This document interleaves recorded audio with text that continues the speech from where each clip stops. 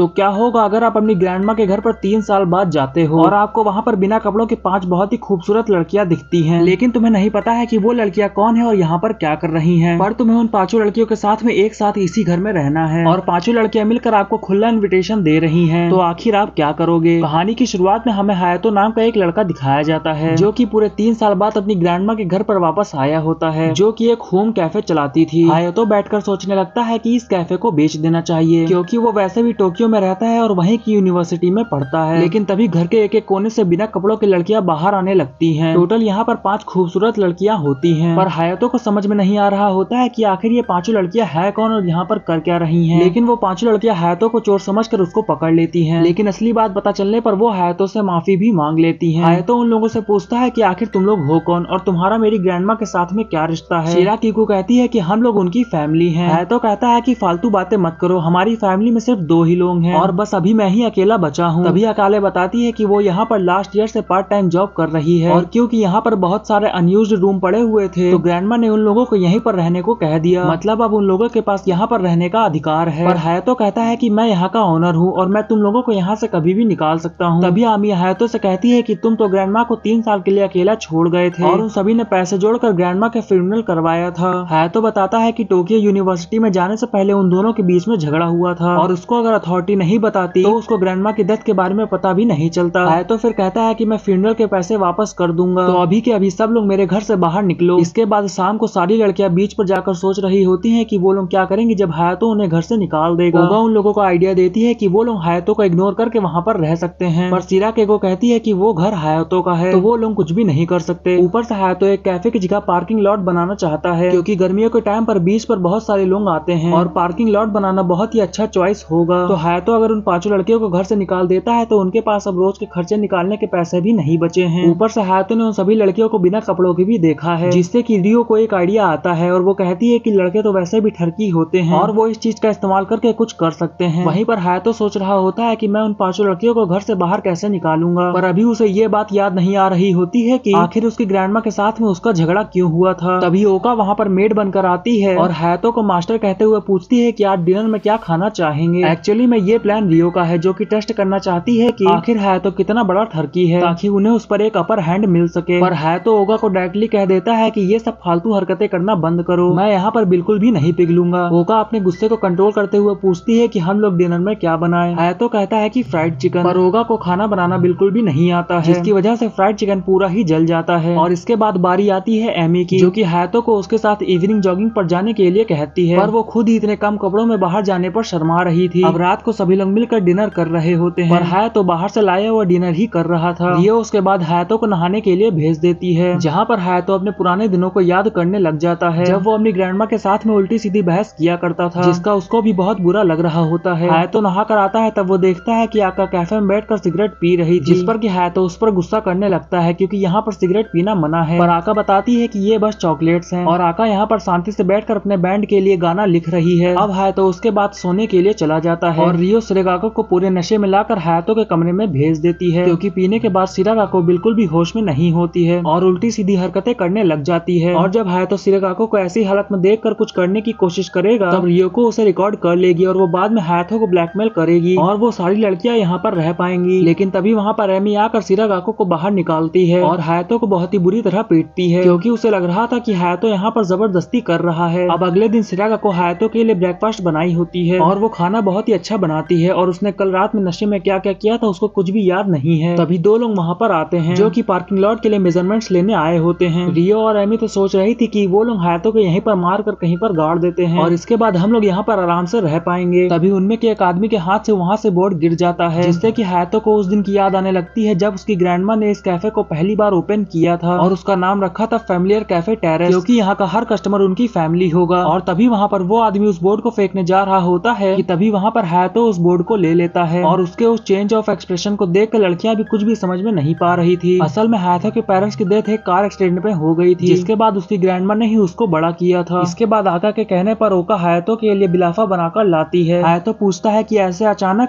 तभी ओका बताती है कि ग्रैंडमा ने उसे यही एक डिश सिखाई थी और उनसे कहा था कि जिस दिन भी वो ना रहे ओका उस डिश को बनाकर हायातो को खिलाए। पर हायातो कहता है कि मुझे ये नहीं खाना, और तब ओका कहती है कि अगर तुम्हें ये नहीं खाना तो मैं बाद में उसे फेंक दूंगी। पर हायातो उसे खाते हुए सोचने लगता है कि उसकी ग्रैंडमा ने कितनी मेहनत की थी उस कैफे को चलाने के लिए और उसको बड़ा करने में, तो अब उसकी बारी है कुछ कर दिखाने की। और ये सारी बातें ओका ने बाहर से सुन ली थी। उसके बाद जब हायातो प्लेट्स को धो रहा होता है, ओका पूछती है कि वो डिश कैसी बनी थी। तब हायातो कहता है कि ठीक ठीक ही बनी थी। अब हायातो ओका से पूछता है कि ग्रैंडमा डेथ के पहले कैसी थी। ओका बताती है कि वो हर रोज की तरह डिनर करते हुए बहुत ही जोर जोर से हंस रहे थे। अचानक उन्होंने कहा कि वो हंसते हुए थक गई हैं और वो सोने के लिए जा रही हैं, पर उसके बाद से उन्होंने अपनी आंखें कभी खोली ही नहीं। हायातो कहता है कि उसे खुशी है कि वो आखिरी समय में अपनी फैमिली के साथ थी और हंस रही थी। हायातो उसके बाद अकाउंट्स को चेक करता है और देखता है कि हर साल कैफे लॉस में ही जा रही थी क्योंकि यहाँ पर ये पांचों बिना कुछ करे रह रही हैं। हायातो उसके बाद उन सभी को बताता है कि वो एक साल इस कैफे को देगा और वो यूनिवर्सिटी से ब्रेक ले लेगा, और अगर उसे सच में रिजल्ट्स नहीं मिलते हैं और ये काफी प्रॉफिट में नहीं जाता है तब वो यहाँ पर सच में पार्किंग लॉट बना देगा। ओका पूछती है कि क्या तुम हमारे साथ यहाँ पर रहोगे। हायातो कहता है कि ये तो मेरा ही घर है, लेकिन अगर तुम लोग यहाँ पर रहना नहीं चाहते हो तो तुम लोग यहाँ से जा सकते हो। लेकिन वो सभी लोग यहाँ पर रहने के लिए मान जाते हैं क्योंकि उन सभी के पास अलग रहने के लिए पैसे नहीं बचे होते हैं। हायातो उन सभी से कहता है कि उन सभी को इस घर के कामों में मदद करनी पड़ेगी, जिसके लिए बस इरागाको ही आगे आती है और कहती है कि उसे कुकिंग बहुत पसंद है और वो क्लीनिंग भी कर सकती है। और बाकी सब बहाना मार कर मना कर देती हैं कि वो कुछ भी नहीं करेंगी और ये सारे काम ग्रैंडमा पहले खुद ही किया करती थी, पर क्योंकि शिरागाकी को सारा काम करना ना पड़े इसलिए वो काम को सभी में बांट देता है। रियो कमरे को साफ कर रही होती है, एमी बाथरूम को साफ कर रही होती है, शिरागी को सभी के लिए खाना बनाती है, आका वहाँ पर सभी शीशे साफ करती है और ओका वहाँ पर सीढ़ियाँ साफ कर रही होती है। हायातो पीछे खड़े होकर उसको अच्छे से काम करने को कह रहा था, पर तभी मूवमेंट ऐसा बन जाता है कि हायातो को उसके अंदर गारमेंट्स दिख जाते हैं। तब रियो वहाँ पर उसको आकर बताती है कि ओका तुम्हारा दिख रहा है, और ओका इतना ज्यादा शर्मा जाती है कि वो गिर पड़ती है और डायरेक्ट हायातो के मुंह पर एक किक पड़ता है। उसके बाद हायातो अपना कपड़े धोने का काम कर रहा होता है और बिना कुछ सोचे वो कहता है कि मैं इन्हें बाहर सुखा देता हूँ। ओका इस बात से चिल्लाने लग जाती है और बाकी सब भी वहाँ पर आ जाते हैं और ओका कहती है कि देखो देखो ये ठरकी क्या कर रहा है, और सभी लड़कियां उसके ऊपर काफी ज्यादा गुस्सा होने लगती हैं। पर हायातो समझ नहीं पाता है कि क्या हुआ, वो तो बस कपड़ा सुखाने की बात ही कर रहा था और उसको यहाँ पर बहुत देर बाद समझ में आता है कि उसने यहाँ पर क्या गलती कर दी है और ओका उसे पनिशमेंट देती है कि उसे अकेले ही सारे कैफे को साफ करना होगा। हायातो कैफे को साफ करते हुए उन्हें गाली दे रहा था, तभी उसे वहाँ पर एक पुरानी कॉफी मशीन दिखती है जिसे कि उसकी ग्रैंडमा यूज किया करती थी क्योंकि इससे बनी कॉफी बहुत ही ज्यादा अच्छी होती है। तभी शिरागी को वहाँ पर आकर कहती है कि इसे प्यार से साफ करना क्योंकि ये ग्रैंडमा को काफी ज्यादा पसंद थी। असल में शिरागा को यहाँ पर सुबह के लिए शुक्रिया बोलने के लिए आई थी क्योंकि जल्द ही उसके नेक्स्ट सेमेस्टर शुरू हो जाएंगे और अगर उसे सभी काम अकेले करने पड़ते तो उसे बहुत ज्यादा प्रॉब्लम हो जाती। फिर शिरागाकू उससे कहती है कि मैं तुम्हें डिनर के वक्त बुलाने के लिए आऊंगी, और हायातो कहता है कि आज मैं यहीं पर ही रहूंगा। तभी शिरागाकू हायातो को बताती है कि उन सभी ने ग्रैंडमा से एक प्रॉमिस किया था कि वो सभी एक साथ मिलकर एक फैमिली की तरह ही बैठकर डिनर किया करेंगे, पर डिनर के टाइम पर ओका और ये बस उसे ठरकी बोले जा रहे थे। शिरागाकू बोलती है कि ऐसा मत करो, वो भी हमारी फैमिली का हिस्सा है, और फिर वो सभी बाहर के नजारे को देखते हुए खाना खाते हैं। उसके बाद जब हायातो नहा रहा होता है तब ओगा गलती से अंदर आ जाती है, पर उल्टा एमी ही वहाँ पर आकर उसे कूद देती है। फिर अगले दिन हायातो उन सभी को बताता है कि कैफे की रीओपनिंग से पहले उन सभी को एक ट्रायल करना चाहिए, और क्योंकि वो इस कैफे का मालिक है इसलिए वो ही यहाँ पर कॉफी बनाएगा और बाकी सब यहाँ पर वेटर का काम करेंगी। पर किसी को भी यकीन नहीं हो रहा था कि हायातो यहाँ पर अच्छी कॉफी बना पाएगा, पर हायातो बहुत ही कॉन्फिडेंट होता है क्योंकि उसने बचपन से ही ग्रैंडमा को कॉफी बनाते हुए देखा है। उसके बाद हायातो बहुत ही कॉन्फिडेंट होकर कॉफी को बनाता है, पर वो कॉफी सच में बहुत ही ज्यादा घटिया थी। अकाने कहती है कि जिस कैफे के ओनर को कॉफी बनाना नहीं आता वो कैफे एक साल तक भी टिक नहीं पाएगा, इसीलिए डिनर के बाद भी हायातो कैफे में जाकर कॉफी बनाना सीख रहा होता है, पर हर बार उससे कॉफी बेकार ही बन रही होती है। हायातो सोच रहा होता है कि पता नहीं कैसे ग्रैंडमा कॉफी बनाया करती थी, पर अभी मुझे भी कुछ ना कुछ करना ही पड़ेगा। लेकिन तभी वहाँ पर अकाने जो कि वहीं पर बैठकर गाने लिख रही थी, वो कहती है कि शोर कम करो क्योंकि मैं लिख नहीं पा रही। अकाने फिर कॉफी के पैसे देकर कॉफी बनाती है और हायातो कहता है कि मेरे लिए भी एक बना दो। तभी आका कहती है कि कहो कि प्लीज बना दो, तो हायातो गुस्सा हो जाता है और कहता है कि नहीं चाहिए। अकाने फिर भी उसे कॉफी बनाकर दे देती है। हायातो कहता है कि ये वेस्ट ना हो जाए इसलिए मैं पी रहा हूँ, और जैसे ही वो अपनी पहली सिप लेता है उसको कॉफी बहुत ही ज्यादा अच्छी लगती है और वो अकाने से जाकर रिक्वेस्ट करता है कि प्लीज मुझे भी कॉफी बनाना सिखा दो, क्योंकि उसने कभी भी अपनी ग्रैंडमा से कॉफी बनाना सीखा ही नहीं। ग्रैंडमा ने एक बार अकाने को बताया था कि हायातो हमेशा बड़ी बड़ी बातें करता है और लास्ट में हमेशा उसे ही माफी मांगनी पड़ती है, और जब भी वो ऐसा करता है वो बहुत ज्यादा क्यूट लगता है। और यही बात अकाने भी हायातो को देखकर नोटिस करती है और वो उससे कहती है कि वो सच में यहाँ पर बहुत ही ज्यादा क्यूट लग रहा है। हायातो यहाँ पर इस बात से काफी ज्यादा शर्माने लग जाता है। अकाने फिर उसे कॉफी सिखाने के लिए मान जाती है क्योंकि एक ऐसे कैफे का ओनर जिसे कॉफी बनाना नहीं नहीं आता तो उसके लिए वो बहुत ही शर्म की बात होगी। तब हायातो अकाने को एम्ब्रेस करने के लिए कहता है कि तुम जब भी स्माइल करती हो बहुत ही ज्यादा क्यूट लगती हो। और अकाने का ऐसा रिएक्शन हायातो ने एक्सपेक्ट नहीं किया था। हायातो फिर नहाते हुए अकाने के सिखाए हुए टेक्निक्स को याद कर रहा था और इस बार गलती से एमी अंदर आ जाती है, जिससे कि वो वापस से हायातो को कूट देती है। वही अकाने हताया को धीरे धीरे पसंद करने लगती है। अब अगले दिन हताया और कियो कर्सी विजिट पर निकले होते हैं ताकि उनके जो कॉफी के प्रोडक्ट्स के सप्लायर थे उनको इस बात का पता चल सके कि वो लोगों ने वापस से कैफे को खोल लिया है। रियो पूछती है कि तुमने इस काम के लिए मुझे ही क्यों चुना, क्या तुम मेरे साथ में एक डेट पर जाना चाहते हो। हतायो बताता है कि अकाने के एक्सप्रेशंस ठीक नहीं है और इसी रागो शर्मीली है और होका कहीं पर भी कुछ भी बक देती है और एमी एक इडियट है, इसलिए रियो के अलावा उसके पास और कोई भी चॉइस नहीं बचा था। इसके बाद वो दोनों कॉफी सप्लायर्स के पास जाते हैं और रियो की अच्छी बातों की वजह से उनको एक अच्छी डील मिल जाती है। फिर वो वेजी सप्लायर और फिश सप्लायर्स के पास जाकर उनसे भी बात करके आते हैं और फिर टेम्पल के सामने रियो अपना फॉर्च्यून देख रही होती है। पर हायातो बहुत ही ज्यादा गुस्सा हो रहा था क्योंकि वो सभी के सामने एक लूजर दिख रहा था। फिर वो दोनों टेम्पल में प्रे करने लगते हैं क्योंकि ग्रैंडमा ने कहा था कि अगर कोई भी नई चीज शुरू करो तो गॉड को जरूर बताना। फिर हायातो के कहने पर रियो उसे बताती है कि वो जिस तरह से बातें कर रहा था वो डिसरेस्पेक्टफुल था और उसी चीज को हटाने के लिए रियो बीच में आ रही थी और जो भी लोग उनकी मदद कर रहे थे कम से कम उसे तो उन सबकी रिस्पेक्ट करनी चाहिए और अगर तुम्हारा एटीट्यूड ऐसा ही चलता रहा तो कैफे तो एक साल के अंदर ही बंद हो जाएगा। हायातो को बात समझ में आ जाती है कि आखिर वो कहाँ पर गलत था और वो सॉरी कहकर अपनी गलती को सुधारने के लिए सभी से बातें करने के लिए वापस चला जाता है। और ऐसा देखकर रियो हतायो को अपना रिवॉर्ड देने का तय करती है और हतायो को अपने अंडरगारमेंट्स दिखाने लग जाती है। पता नहीं ये कैसा रिवॉर्ड था लेकिन हतायो तो इसको देखकर काफी ज्यादा अनकंफर्टेबल हो जाता है और वो कुछ भी नहीं सोच पा रहा था कि आखिर यहाँ पर ये सब क्या हो रहा है और वो गलती से उन सीढ़ियों से नीचे गिर जाता है। और फिर रियो अपने फॉर्च्यून को देखती है जहाँ पर लिखा था कि उसके रोमांस की शुरुआत उसे काम के थ्रू ही होगा और उसे लगता है कि ये शुरू हो चुका है। अब अगले सीन में हम लोग ओका और हायातो को वापस से झगड़ता हुआ देखते हैं उसी सीन को लेकर और तभी हतायो कहता है कि एक साथ कपड़े धोने से बिजली का बिल कम आएगा और अभी उन्हें जितने हो सके पैसे बचाने चाहिए, पर ओका इसके बिल्कुल खिलाफ थी। ये सब देखकर रियो हतायो को समझाती है कि उसे ओका के साथ में अच्छे से बर्ताव करना होगा जिससे कि वो एक साथ मिलकर काम कर सके, क्योंकि एक कैफे में ओनर और एम्प्लॉय मिलकर एक साथ काम नहीं कर पाएंगे तो वो कैफे बिल्कुल भी टिक नहीं पाएगा। और क्योंकि हतायो कैफे के लिए कुछ भी करने को तैयार है इसलिए वो उसके लिए मान जाता है। फिर वो ओका से बात करने के लिए जाता है जो कि कपड़े सुखा रही होती है और वो सोचने लग जाता है कि मुझे किसी भी तरह करके इन सभी के साथ अच्छा बर्ताव करके दोस्ती करनी होगी, नहीं तो कैफे नहीं चलेगा।